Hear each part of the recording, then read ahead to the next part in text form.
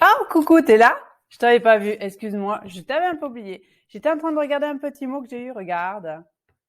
C'est sympa, hein? C'est une copine qui m'a fait ça pour me dire qu'aujourd'hui, ça va aller. Bon, je t'avoue que ça n'a pas toujours été facile, j'ai eu du mal à me trouver des potes et des copines. C'était toujours très, très prise de tête et bref. Du coup, je me suis dit, on va faire un thème sur l'amitié et les relations avec les autres. Parce qu'il n'y a pas que l'amitié, en fait, dans la vie, il y a aussi les relations avec les autres. Tu vas voir, je t'ai mis encore quelques petites astuces, mais avant, quelques petites explications pour bien différencier. Parce qu'en fait, j'ai vu que c'était un petit peu le bordel aussi dans l'amitié, savoir un copain, pas un copain, un ami, c'est quoi. Bouf! Quand on est à haut potentiel, on veut tout donner tout de suite et c'est sans concession. C'est tout ou rien. Ben, malheureusement, dans la vie, on est obligé d'apprendre qu'il faut un petit peu se calmer. Donc, on y va, on va sur le thème de l'amitié. Let's go! C'est quoi l'amitié? Je pense que c'est peut-être la première chose à définir. Il faut savoir que chacun a une perception différente de l'amitié. Pour certains, juste un jeu ensemble fera d'eux des amis. Pour d'autres, il faudra partager des épreuves, des secrets pour qu'une amitié se noue. Pour moi, et ce n'est que pour moi, l'amitié a un sens plus large. Un ami doit pouvoir m'accompagner quand ça ne va pas, m'aider à grandir dans le sens où il va m'emmener vers le haut et non vers le bas, m'empêcher de faire des bêtises et aussi me dire quand je déraille. Je pense que tu devrais te poser la question pour toi. Qu'est-ce qu'un vrai ami? C'est le premier travail que je te demande de faire avant d'enclencher le reste. Ainsi, tu pourras définir plus facilement autour de toi qui sont des amis, des camarades et des copains. Les définitions que je vais te donner derrière sont toutes subjectives. Subjectives, ça veut dire qu'elles sont liées au ressenti de chacun. Donc, je vais prendre des définitions liées à une généralité. Ce qui sera la base, c'est le travail que tu fais maintenant. Définis qu'est-ce que c'est que pour toi un ami. À tout de suite. Pour ma part, je distingue 3 stades d'amitié. Le camarade, le copain et l'ami. Réfléchis un petit peu si toi aussi tu vois une différence entre ceux-là. De toute façon, moi je vais t'expliquer qu'est-ce qui me paraît différent dans ces stades-là. Et en fait, il faut savoir que de chacun, on peut s'enrichir de plein de choses et notamment de joie et de bonheur. Avoir un ami pour la vie, c'est très difficile, ça demande de la longueur. Mais on peut s'enrichir du reste.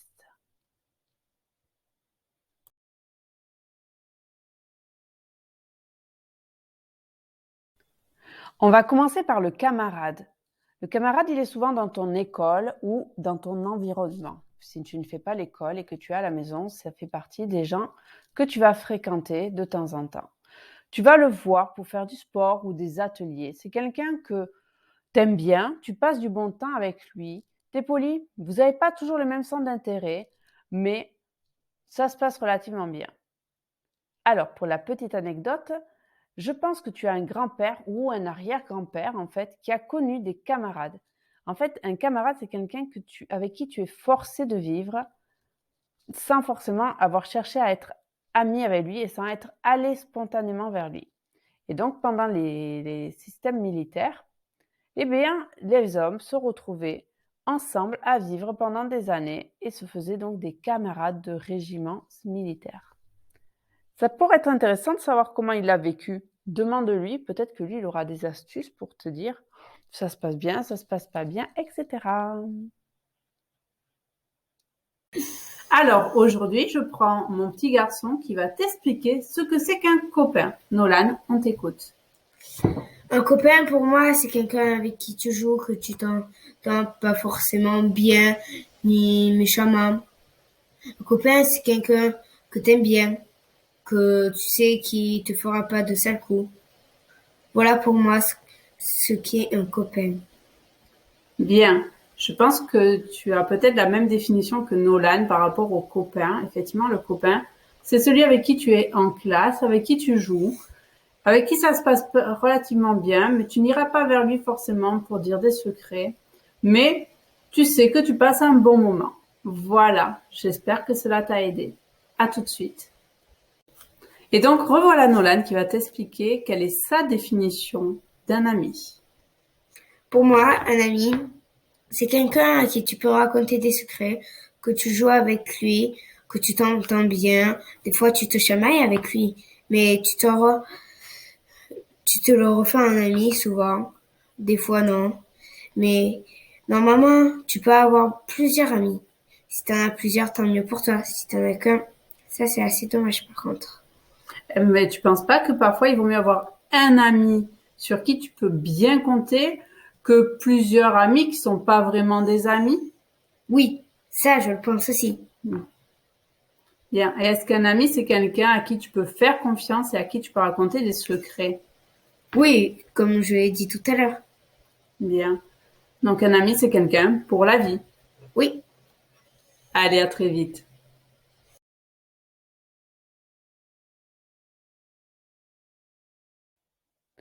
Voici aussi un groupe auquel on ne pense pas, mais sur les gens sur qui on peut compter. Et normalement, tu pourras compter sur eux toute sa vie.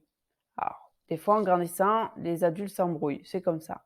Mais c'est quand même, il ne faut pas oublier, la personne avec qui tu as vécu le plus longtemps, mis à part tes parents.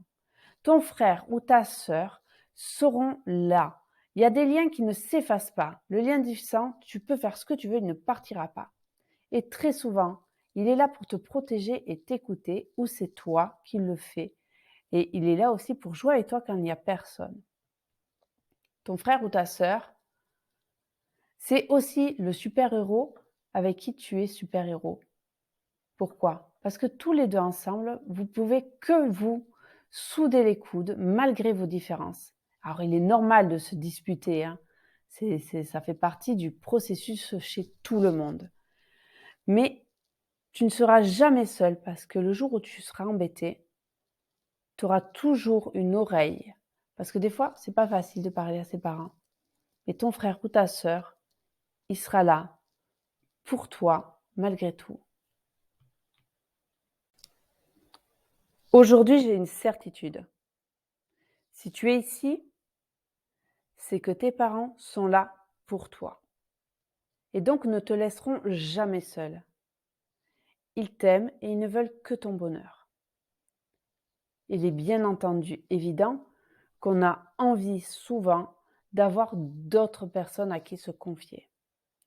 Mais parfois dans la vie, ça ne se passe pas comme on veut. Et il y a bien quelque chose qui est certain, c'est que tes parents seront toujours là pour t'aider, t'accompagner. Et ce sont des personnes sur qui tu pourras t'appuyer tout au long de ta vie.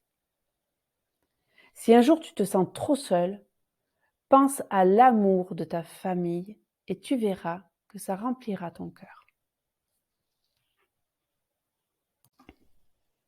Il y a un groupe de personnes dont on n'a pas parlé, c'est les potes d'un moment. Tu sais, c'est celui que tu vas rencontrer en allant jouer à la piscine et avec qui tu vas passer une super après-midi, ou celui que tu auras vu à la bibliothèque en train de jouer à des cartes magiques. Tu les connais, ceux-là? C'est top. Et ces enfants-là, ces personnes-là, elles vont te remplir. Elles vont te faire du bien. Elles vont t'enrichir par leur diversité. Peut-être que tu ne le reverras pas. Ça fait partie du jeu. Mais il faut prendre ces moments-là comme des moments d'amour, des moments de bonheur qui vont t'accompagner dans ta vie. Et c'est en regardant ces moments-là que tu vas te rendre compte que tu n'es jamais seul. Des fois, il est plus facile de parler avec quelqu'un qu'on ne connaît pas et de se confier à lui, parce qu'on est sûr qu'on ne le reverra pas, plutôt que de parler et de se confier à quelqu'un qu'on voit tous les jours. Je pense que tu vas regarder ta vie différemment en te rendant compte que Il y a plein d'instants et de moments où tu n'es pas seul, à moins de te mettre en méditation au milieu d'une forêt, en haut d'une montagne. Ça me paraît compliqué d'être complètement seul. Il est sûr que parfois on se sent vide.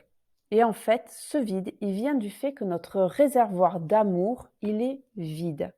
Parce qu'on n'arrive pas à le remplir, soit en voyant les moments de chaque jour qui sont bons, soit par des câlins dans lesquels on a besoin. Donc les jours où tu te sens pas bien et seul et grognon, va faire un câlin à tes parents ou à ta grand-mère ou à ta tante ou à ton frère ou ta sœur.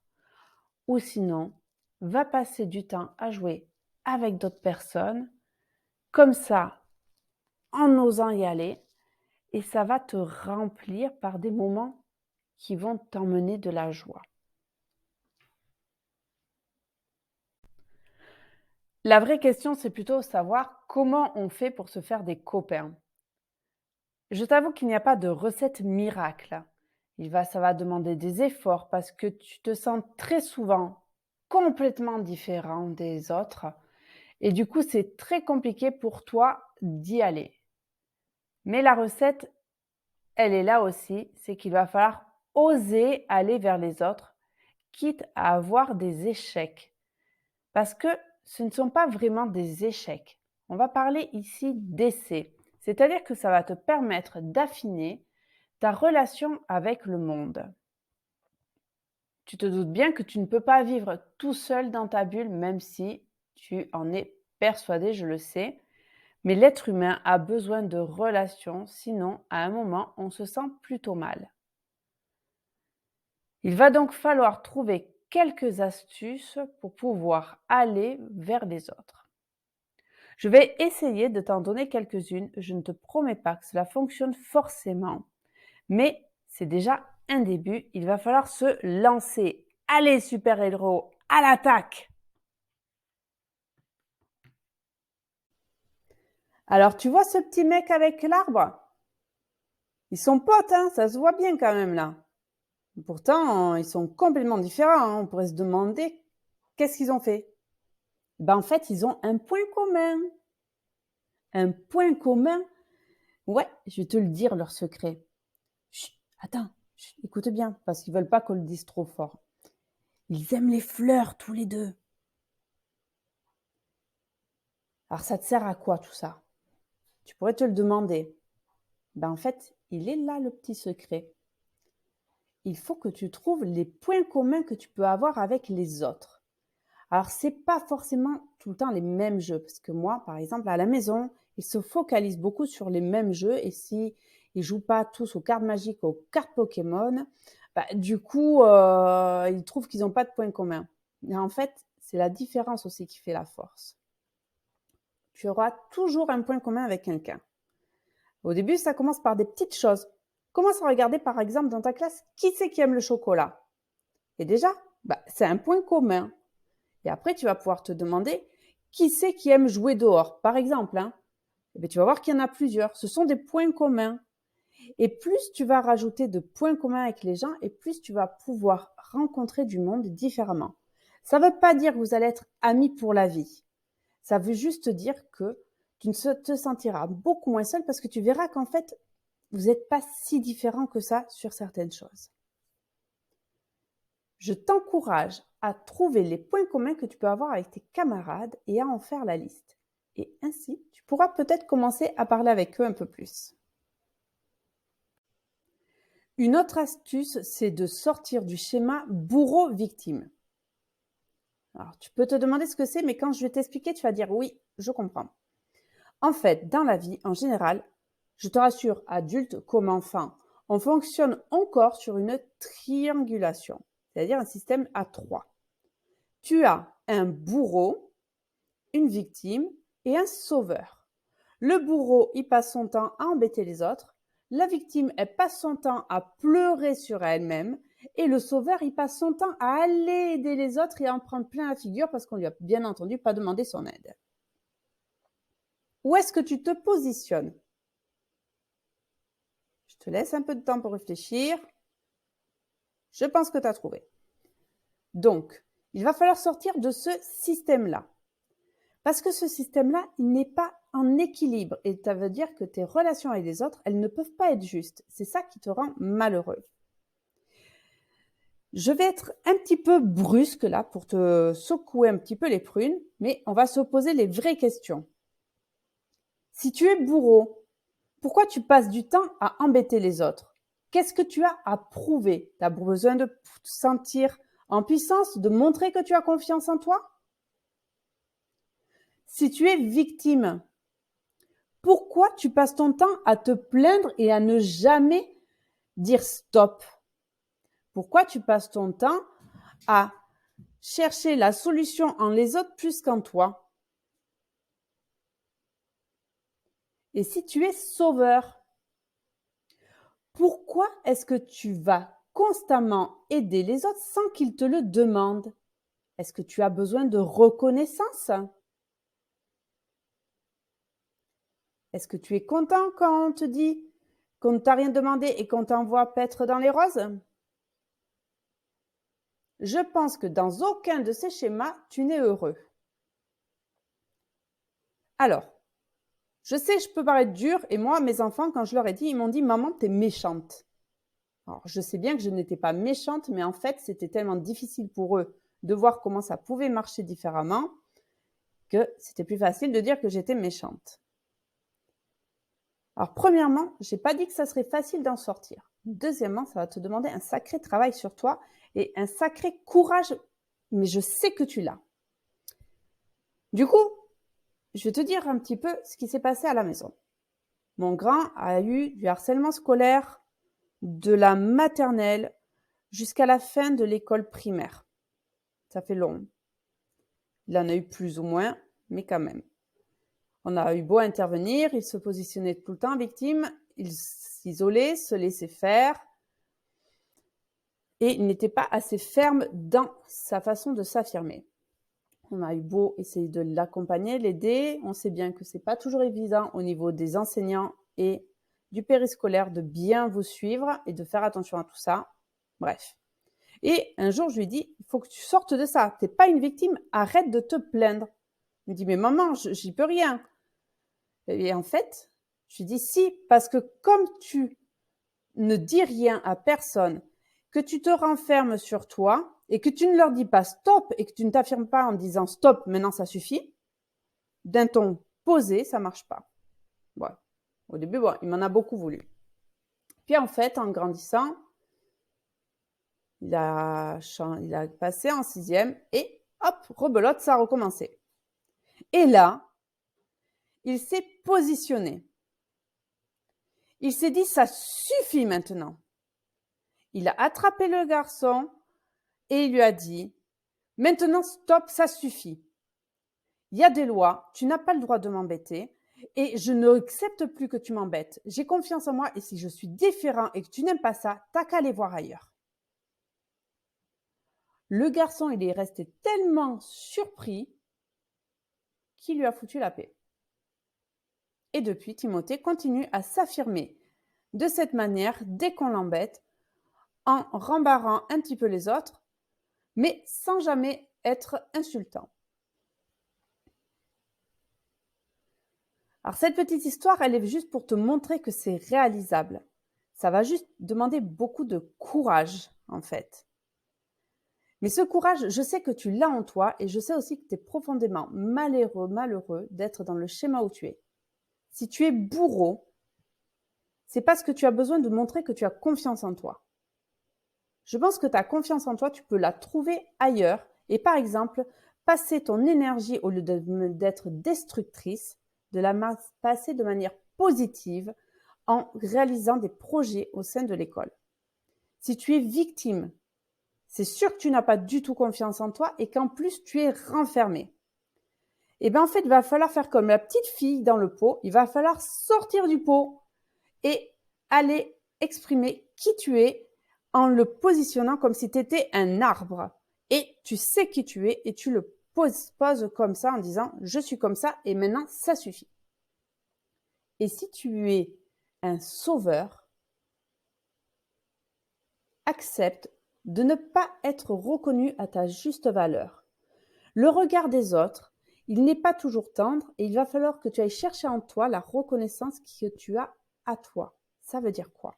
Ça veut dire qu'il va falloir arriver à te passer du regard des autres et n'aider que ceux qui te le demandent. Déjà, au moins tu auras un vrai merci.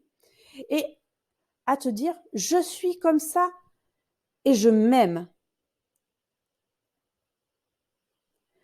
Tous ces schémas-là, je pense que ça va te demander du travail. C'est même pas je pense et j'en suis sûre. Mais tu vas voir que quand tu vas en sortir, tu vas pouvoir te faire de vrais amis et pouvoir être sûr de toi. Voici la dernière petite astuce. Allez découvrir de nouvelles choses. Ah oui, je sais que tu aimes maîtriser ce que tu fais, aller vers des choses que tu comprends, que tu maîtrises. Stop, on s'arrête. C'est un manque de confiance en soi et on le sait, les HPI, on en a plein. Alors, on prend ses petites jambes et on va découvrir une nouvelle chose. Et en découvrant cette nouvelle chose, premièrement, tu vas savoir si tu aimes ou si tu n'aimes pas. Même si dans ta tête, tu pensais que tu n'aimais pas, des fois, on peut être surpris et on aime ça. Par exemple, un de mes enfants, il n'aimait pas du tout le judo. On lui a demandé de faire une autre activité. On lui a proposé le hand. Il ne voulait pas. Il a essayé. Et bien, tu sais quoi? Il a adoré. Comme quoi, il faut aller découvrir de nouvelles choses. Et en plus d'adorer, eh bien, il s'est fait des nouveaux potes. Voilà, ça sert à ça d'aller découvrir la nouveauté. Alors, hop, hop, hop, on sort de sa zone de confort et on essaye quelque chose de nouveau. Alors, on récapitule un petit peu quelques stratégies pour aller vers les autres.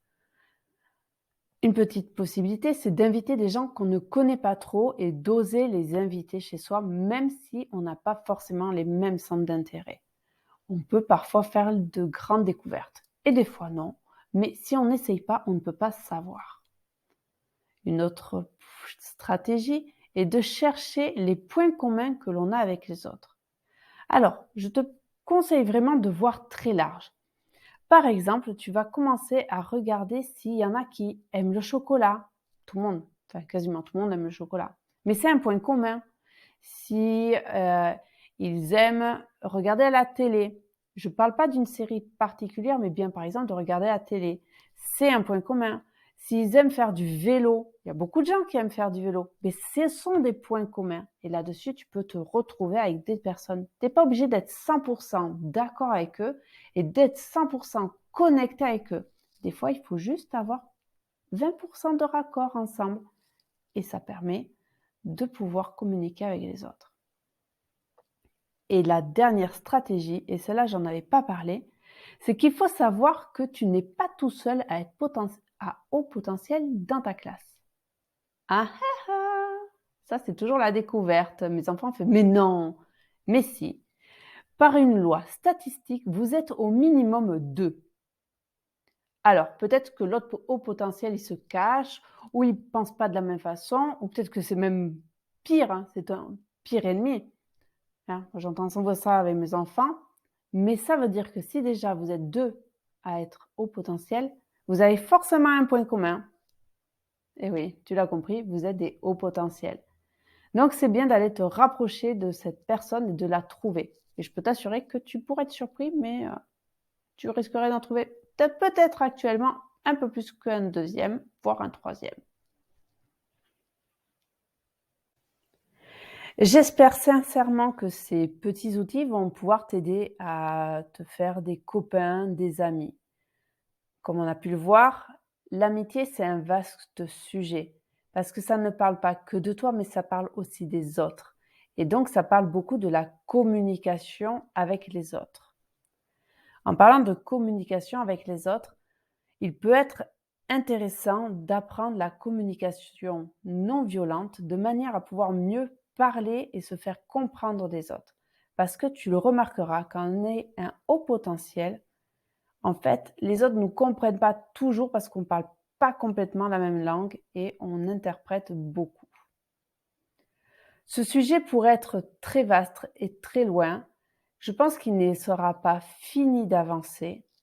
Et j'espère vraiment, sincèrement, que tu pourras trouver des piliers auxquels te raccrocher pour ne plus jamais te sentir seul. Alors, on était bien sur le 6e module qui parlait de l'amitié et du fait de ne jamais se sentir tout seul. Bien entendu, c'est fini. Comme d'habitude, je te casse les pieds. Un petit quiz. Je te dis à bientôt dans le dernier module qui est le bonheur. Et là, on va rentrer dans quelque chose de beaucoup plus irrationnel et qui manque de logique, mais qui est important car on cherche tous le bonheur. À plus tard et en attendant, amuse-toi bien.